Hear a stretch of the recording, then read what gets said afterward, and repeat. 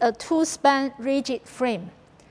The three supports A, B, C are fully fixed.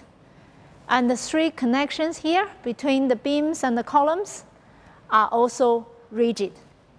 So now if we apply a horizontal load at the left-hand side corner of this frame, we'll see how the frame deforms.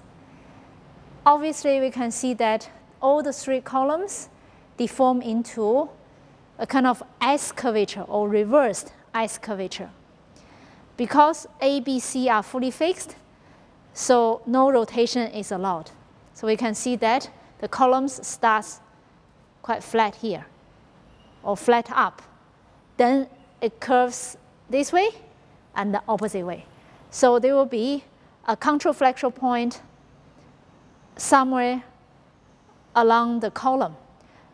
The location of that controflexural point may not necessarily be at the mid-height of this column. It all depends on the dimension, the material, and the loading. Different factors will contribute to the location of this controflexural point. Now let's look at the beams. Although the beams do not deflect as much as columns, we can still see the curvatures here. So concave down, concave up, concave down, concave up.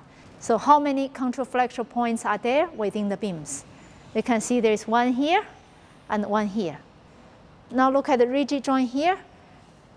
Curves up, curves down, so there is another controflexural point right at the rigid joint.